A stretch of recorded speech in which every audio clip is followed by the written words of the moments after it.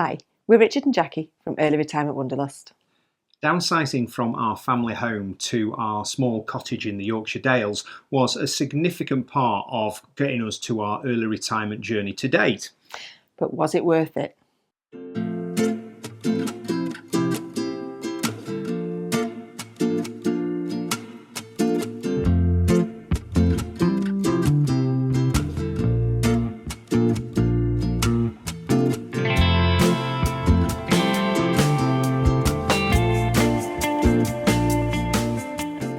For those of you that are new to our channel, we are Richard and Jackie from Early Retirement Wanderlust, and we early retired at the age of 51 from our teaching careers, and part of that process involved us selling our 3-bed family home that we had in Cheshire and lived there for 21 years and downsizing to a 1 down, 2 up mid-terrace cottage in the Yorkshire Dales. So what we want to do in this video is to go through the pros and cons of downsizing and look at how downsizing has affected our 2 years of early retirement to date. When we made the decision to early retire and sell our family home, we were actually mortgage free at that point in time. So we haven't actually saved any mortgage payments by moving to a smaller house. But what we have done is we've really noticed the significant saving in terms of our month-to-month costs of running a much smaller house. So our ongoing costs of our utility bills and things like that really have reduced to quite a minimal level. So we have very definitely now got a house that we're happy to lock up and leave, and we can go off on our travels,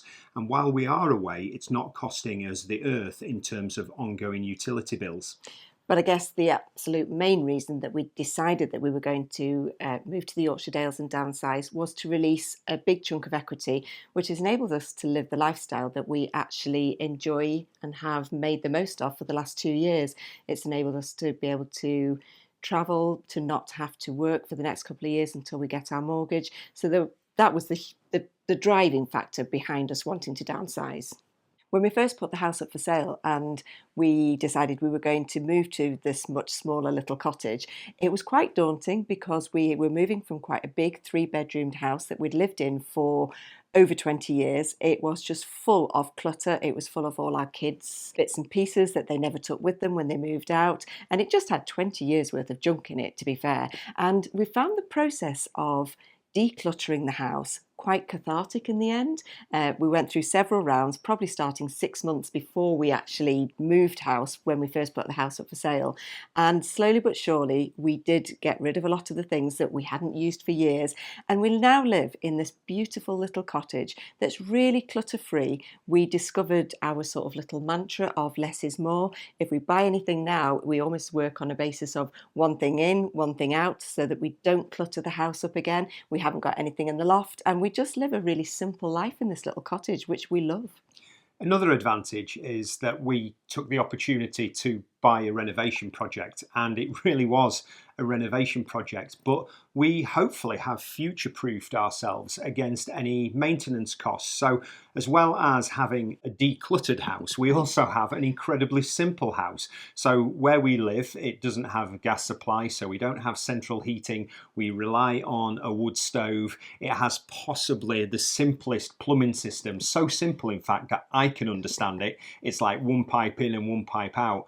And it has really just freed us up to do the important things in life as opposed to worrying about the clutter and the stuff or worrying about the maintenance of the property.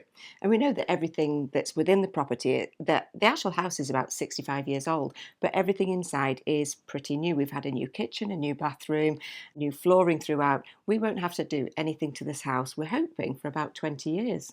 Another positive of downsizing is it increases the flexibility that you have in your life to basically do as you please. So as I mentioned earlier, moving from a large 3-bed house down to a very, very small cottage, our house now is so easy to maintain and it's so easy to lock up and leave. So we do travel really extensively, and you'll know that in the last year we've spent 30 weeks on the road, so 30 weeks away from our beautiful little cottage. And actually, the fact that we had a choice when we were downsizing to relocate as well. We've moved to the Yorkshire Dales, which we absolutely love. It's closer to Richard's mum, so we can visit her more frequently than we were able to when we were working and living in Cheshire. It's got everything that we want on our doorstep now. We can just get out into the mountains, we can be in the Lake District in an hour, but actually we've just loved being able to explore this whole new area that we live in. And something else that we didn't foresee, but I absolutely love, whenever we go away, actually the house is never empty. Either our children come up and they work from home because they've all got jobs where they don't actually have to go into the office all the time, or different members of our family have almost got like a little rota of wanting to come and stay here, which I think is lovely, that we live somewhere that's so nice that people want to come and stay even when we're not here. So every morning when we wake up, we still pinch ourselves that we actually live here. And that's a direct result of downsizing, because we were probably almost stuck in a little bit of a rut and a complacency, because it would have been so easy to keep hold of the family home and to just keep running it and then try and work out our early retirement. But actually, by looking to downsize and looking to relocate, it actually opened up to us a whole new world that we never really knew existed. And if it wasn't for the fact that we were downsizing, we would have never experienced this. And it's just wonderful. As we touched on a little bit earlier, it's a much more economical house to run just by the sheer size of it. Our bills are a fraction of what they used to be when we lived in our bigger 3-bed house. Our electric bill at the moment, and bearing in mind we don't have any gas, is about £45 a month. Over the winter, we have used, I think on average when we're at home, about £70 to £80 a month, but that is really, really good. We do have to buy logs to go into the log burner, and that is one of the main ways that we heat the house if it's really cold on a night. And we have got electric heaters, but we don't tend to have to use them very often. One of the things we did when we renovated the cottage was completely almost have like a lining of insulation inside with Kingspan insulation lining, which we know has made a difference to just keeping the heat in. And our water bill is just an absolute revelation, because when we moved out into our rural little village, we never realised that it wasn't connected to the mainline sewers. So we are on a septic tank system. And the water bill for the last 2 years has been about £18 a month. But because we've been overpaying, because we don't have to pay for the sewage disposal, it's gone down to £3 a month for the next year. Obviously, there are on costs with having a septic tank, and I would never want to go into all of that detail on YouTube. But in reality, it amounts to about £40 every 2 years. So it's not something that we're worrying about too much. And the other thing that we do save significantly on, I don't know whether it's just because we've also moved to North Yorkshire from Cheshire, which was quite expensive, but our council tax is about £60 a month cheaper as well. And perhaps a final positive from downsizing for us is a feeling of financial freedom or independence, and perhaps much more than we have throughout our entire working lives. So we can't really think back to a day where we weren't responsible for mortgage payments, or we weren't perhaps a little bit concerned about unexpected expenses that may come down the pipeline to do with housing or any particular bill. Whereas now, by releasing some equity and reducing our costs, we just feel a real release of stress. And that feeling is something that you can't always put your finger on, and we weren't actually aware of it until we actually got to the other side. So I think for us, one of the biggest challenges of downsizing is that we'd moved from a home that we lived in for over 20 years. It's the home that we brought up our children in. It's the home that had so many memories of a whole lifetime with our children, that we had to sort of pack away, and some of it, like we said earlier, we got rid of some of our possessions that had those associated memories. That was quite hard at certain points. It was quite hard for the children to say goodbye to their home that they'd grown up in. Yeah, I think we were quite surprised how it affected the kids, and we never thought it would do. I think it's not that we've got cold hearts or anything like that, but I think we got away with it okay, because we've talked about it a lot and said we never really had that emotional attachment to that house. We had to the memories, but not to the actual physical house, whereas the kids, yeah, they felt it a little bit. Yeah, the house, it was a lovely house. It was quite a modern estate house. It was a perfect place to bring children up. It had lots of children living on the same street. It was on quite a big estate. It was really safe, but it was never we never saw it as our forever home. I think we knew it was always the place we would bring up our children and that we wouldn't grow old in. So no, we didn't have the emotional attachment to the house, it was the memories, wasn't it? Yeah, and Luke summed it up really well at Christmas. He said, you have to look at it from my point of view. He said, all my memories are associated with that house. And, I think we probably underestimated that a little bit. We are not true minimalists, and we do not try and cut everything down to a bare minimum. If there was ever any doubt that we didn't want to let go of a particular possession, we'd just keep it. Yeah, there are certain toys and things that the children had particularly that we wanted to keep, because I think if they ever have children, it's things that their granddad had made for them that they would want to pass on to, we would want to pass on to our grandchildren. So we have got a few bits and pieces knocking around. Something that is also a little bit of a downsize, if we ever have a big meetup of all our family together, or if we have quite a few people in the cottage, you'll go, oh, I'll just go and get, and we perhaps haven't got enough of everything to have people. And I think at Christmas was the biggest highlight. We have now only got 4 dining room chairs, but there were 6 of us for Christmas, and it was like, oh no, I meant to tell them to bring some more chairs because we don't have them anymore, because less is more. We only need 4 chairs normally.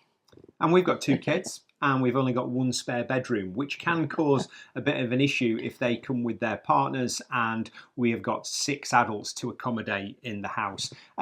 But the thing that we try to get our head round is that when you are downsizing, when the kids come home together, that's actually quite a rare occasion. So you can't be trying to plan your life around something that only takes up maybe 2% of your life, because for the other 98% of the time, it's just me and Jackie in the house. So it's just trying to get that clear in your own mind in terms of why you're feeling that attachment to that particular space. And actually, when the children do come back, we just go and live in the van for a couple of days out in the yard, so that's okay as well. By the very nature of selling our family home, we hadn't moved house in 21 years, and it just seemed that costs came at us from every different direction. And that wasn't us being naive, it was just perhaps being a little bit forgetful in terms of what costs are involved in selling and buying houses. And I underestimated just how convoluted the process can be sometimes. Last time we moved house, actually, I think from us putting an offer in to moving into the house, it was probably only about 3 months, and it was really quick and easy. This was so long and drawn out and protracted that at one point we had sold our house in Cheshire so that we didn't lose the sale. We actually cut the chain off. We completed on the house there, and we lived in our VW camper van for 14 weeks just to make sure that we didn't lose this house and we didn't lose the sale of our house in Cheshire. But all of that did take a toll in the end, and I think it was about 7 months from us putting an offer in to actually being able to move in, mainly to do with little things like septic tanks. I think we got away quite lightly there, because I was expecting a complete and utter Jackie rant. I think we did document it in the early days on our channel, where we actually, Jackie spat a dummy out and we went off to the Outer Hebrides, and she told the lawyers, I'm not coming back until you have completed on the sale of this house. Inevitably, when you're downsizing, there are going to be lots of compromises that you need to make. We had moved from a 3-bedroom house, which had pretty much everything that we wanted and needed, but we were looking at a house at the cheapest end of the housing market. We wanted a 2-bedroom mid-terrace cottage in the Yorkshire Dales, and there were going to be things that we definitely weren't going to be able to have that we perhaps wanted. We did have a list of things that we could live without and things that we wanted. Luckily, the house that we found, because it was a renovation project, does have a little garden, it does have a driveway, but there were still compromises that we had to make. Yes, so one of the compromises we had to make was to do with storage space. Every square inch of this house is used, and we have not got the storage space that we once had in our much larger house. And even though we had downsized our possessions, we are still having to use a very small lock-up facility for some of our seasonal things. And actually that works really well. It is an added expense, but it's not too expensive. It's certainly not the expense of having to have bought a house with a garage or additional land or things like that. But our little lockup is like a little treasure trove. In fact, we've been down there today, and it's at the stage now where we've almost got to like lean against the door to shut it. But it's got all the stuff that we wouldn't necessarily want to keep in the house full time because we haven't got the space for it. But stuff that we actually need. There are other little niggles, like one of the compromises we did make is that we have got a shared driveway. Actually, we've got lovely neighbours. It doesn't really make any difference to us at the moment, but further down the line, if our neighbours change, that could be an issue to us that we'll have to resolve at a later point. We also have a shared septic tank. Just actually the fact that we've got a septic tank put me off to start with. It sounded like it was going to be so much hassle. The fact that we don't own the septic tank and it's owned by someone else and we share it is a little bit of a different kind of responsibility. It works really well at the moment. Again, if we have different neighbours, that could change. They are two things that are tied down really well in our deeds, so they shouldn't be issues, but they are little niggles that we do worry about. And in terms of compromises, they might not always be a negative thing. We were definitely looking for a village environment that preferably had a shop and or a pub. And where we've moved to doesn't have either. And we thought that was going to be quite a large compromise in terms of our lifestyle. And actually, we love the village that we're in. It is so quiet and it is so peaceful. There is no pub, there is no shop, there are no street lights. But it's exactly what we wanted, and we didn't really know that we wanted that in the first place. Even though we have fully renovated our small little cottage, we have to accept that small houses can have unexpected expenses in the future, and we don't know what might be coming around the corner. And by simply moving from a larger house to a smaller house doesn't mitigate that risk. The risk is still the same. So, if we've got roof damage or we need to have roof repairs or drain repairs, then that is going to be the similar cost to quite a large house. So what we're not doing is saying that by downsizing, we've removed that risk entirely. And I suppose we've actually also taken quite a big financial risk. We downsized quite early in our life. We were only 51. We've moved from the bigger, expensive house. We can't do that again. We now live in one of the cheapest, smallest houses that you could probably buy. We luckily love our house. We've got no intentions of moving from here, certainly for the next couple of decades. And we know that we can move to another house of a similar size if we needed to, but that's it. We've done it. We've done the downsizing. You can't do it again. Something that we mentioned briefly earlier is that we're perhaps a little bit more limited in being social entertainers like we used to in our old house when we lived in Cheshire. We do like having people coming to stay. We do like having people and entertaining in our house, but obviously it's a much smaller place. We do get around that because luckily we own a camper van, and if we do have visitors, we can always have at least 3 couples because one of us can, or one of our couples can sleep in the camper van. And the other thing with the village that we chose, actually, which helps negate that as being a downside, is there are lots of Airbnbs, so we can have people come and stay and they can rent one of the other little cottages that are literally within walking distance. So we can still entertain. We can't have big parties. Although we did have 14 people for Christmas one year, but we can't have big groups of people together. Downsizing is a huge decision. It's something that we really wrangled with, whether we were making the right decision. It's something that once we'd done it, we knew we probably would not be able to do again because there's nowhere smaller to go than here.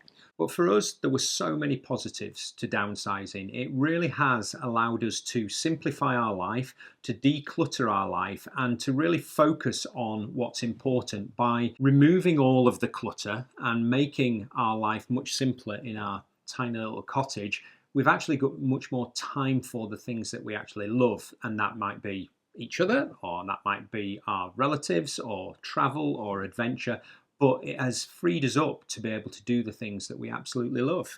And the fact that we've moved to an area of the country that we have fallen in love with. We live in a little cottage that we literally pinch ourselves whenever we wake up in the morning and there's a really beautiful sunrise, or like when it snowed this weekend and we could just get out straight into the hills.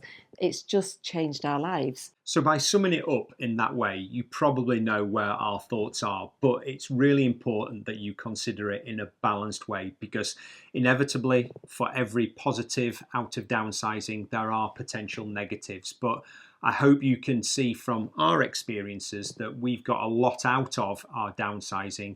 It's afforded us to live the early retired life that we craved for so long, and it really has freed us up to do as we wish. So hopefully it's given you some food for thought. We hope you've enjoyed sharing with us our thoughts, and we'll catch you later. See you later. Bye. Bye.